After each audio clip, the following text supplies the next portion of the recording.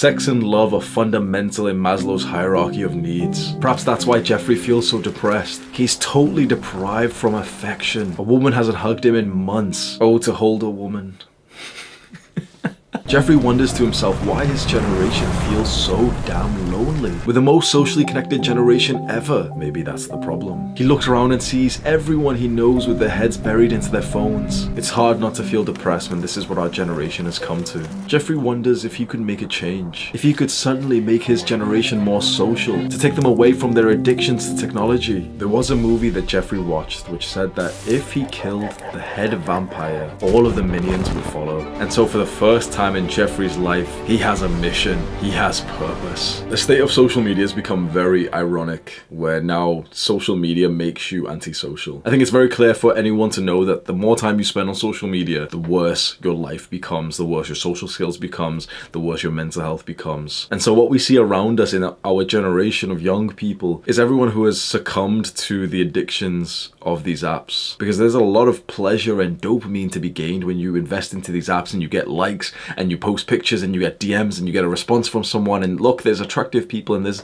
a sexy person and there's a successful person. But when you take a step back and you objectively evaluate the consequences of social media on your individual life and also on society and our generation as a whole, it's fucked us. You and I are in the loneliest generation of human history. There has not been a generation before us that has been lonelier than we are. You know, there's an argument for social media which is it lets you connect with people all over the world. What's interesting, we can connect to anyone, people all over the world. So why are we even lonelier because of this technology? Because the connection that you make through these apps, through technology, is not even 1/10 of the connection that you make in person. But there is a level of discomfort and challenge and even pain involved in experiencing your social life in real life. You know, you have to get ready, you have to put clothes on, you have to go outside, you have to face potential rejection in front of everyone else in the public. Those things can be pretty scary, but previous generations navigated that well. Now we have an alternative that is incredibly comfortable, quick, fast, pleasurable. And so of course most people choose this over this. Most people choose social media over real life social connection. And it's in the term social media. You've always known media isn't good for you, whereas social connection is a very beautiful thing. So we've always wanted to connect with more people. It's just a struggle when they're currently addicted to Instagram. I just randomly saw a glimpse of my 22nd birthday party. I turned 22 years old. Fucking hell. And it was literally like the loneliest moment of my life. So I had just finished university and I had experienced quite like a vibrant social life. I was in the party, drug scene. So of course, you know, the social life I did have wasn't incredibly high quality, but it was at least something. And I did have people around me and, you know, friends and girls and everything. And slowly and surely, with worse mental health, it's so clear when I look back now that of course my life went worse when I started overindulging in social media, video games, porn, junk food, drugs, or smoking weed every day. I started all those bad habits and my life just went down and down and down and down. I went from being quite like a popular sort of party kid, and I was known in like the clubs and everything by girls, by like the guys I would go out with, and you know, guys would like come up to my apartment, my room in the student accommodation to like pre-drink and everything, to just slowly becoming more of a recluse and just spending more time on the internet. I remember my 21st birthday party was in a festival. Like I turned 21 on the day that we all went to a festival, you know, so hyped, people running up to me that like, you know, I kind of knew from like Instagram and stuff, and they'd run up and hug me and like, oh, you know, happy birthday and stuff. And then my 22nd birthday party, just 1 year later, I remember was in my apartment with the girl that I was living with, and I, you know, like the night before you stay up till 12 to like, you know, it ticks over. So June 9th, I stayed up because my birthday is June 10th. I stayed up and she went to bed early, and then as soon as it turned like 12, I remember just being sat there just like by myself in a dark room, just sad. And she was sweet, like she literally set an alarm, like she went to bed way early, but she set an alarm for like 11:59. She walked in, gave me like a big hug and everything, but then I went to bed and I just kind of like sat there just like on my PC, just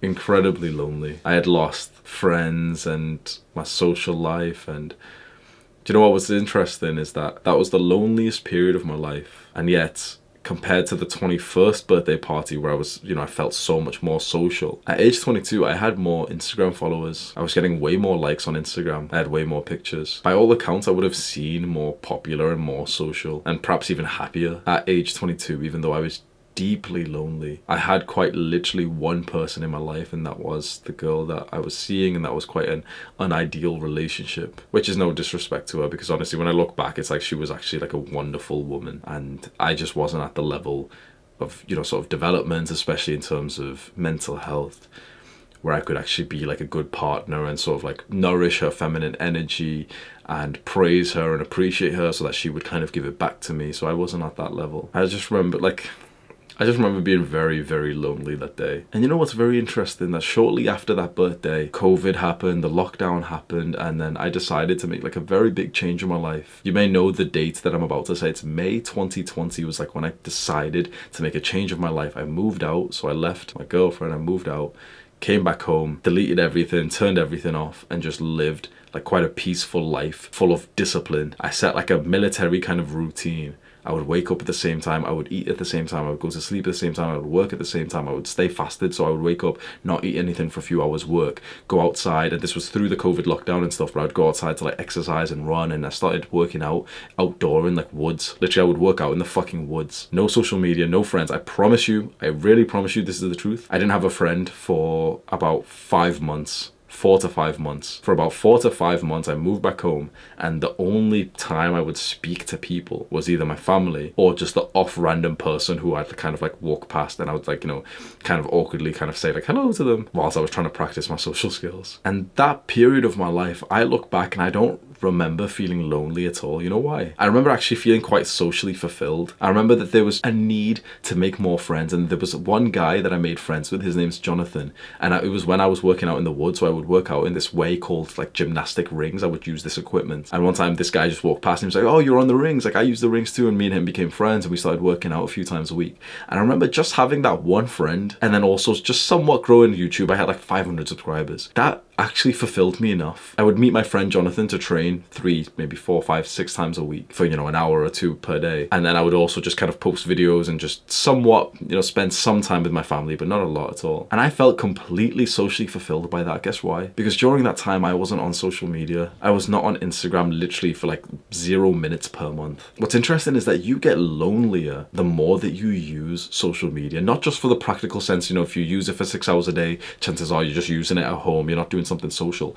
But it's really because of like this social comparison that when you use social media, you kind of see other people too much. You see and remember way too many people that shouldn't be in your mind, who are, no offense to them, but they are irrelevant. They're not important. What matters is you in your real life and the people around you. But when we're on social media, we see hundreds, thousands of more people, and that really fucks our brain, because our brain kind of understands like, oh yeah, like we're not really friends with them, we haven't seen them in a while, they don't talk to me, they didn't invite me, you know, they're all like this is a group of people, they didn't invite me. You see this glimpse into perhaps a fake life that people are representing, and your brain can't help but to feel like shit and so lonely because of it. Loneliness is a very painful existence, and I think we all experience at least some form of that over the last few years. I think it should be one of your priorities on your self-improvement journey as you go about trying to improve yourself and, you know, develop a new version of yourself, to really consider the importance of social connection. I remember once my friend Chris said to me in the gym, we were sat in the sauna and we were talking about like happiness, and he had just read a book called, I think, Akai, some like Japanese kind of book, and it talked about like living a long life. And he actually mentioned that one of the things that's found to be the biggest influencer of a long, happy life is social connection. It is so incredibly important for us. I see Mark Zuckerberg propaganda, like propaganda that's pushed by these social media companies, where it's this kind of lone wolf mentality that you don't need other people. That's just not how life works for humans whatsoever. You need brotherhood. It's okay to say that. I know it sounds scary to say that you need someone, but humans have always needed each other. Our life expectancy was like 20 years. Like 10,000 years ago, 50,000 years ago, our life expectancy was like 20 years long, because we just kept on dying. Like we weren't the formidable creatures that we are today. We just kept on getting killed and like dying from accidents because we weren't around other people. And as soon as we got into tribes and we're surrounded by more people, our life expectancy started going up and up and up, because now we can actually make sure we have enough food. Some guys can go out to hunt, the women can stay to farm, we can do things together. We can venture out to new habitats. And even though those are a lot of like the natural caveman, you know, prehistoric kind of eras, it's still honestly very relevant today. You can venture further when you have close male friends that you can rely on. You feel stronger. Like if you go out, Like, on a very simple, specific note,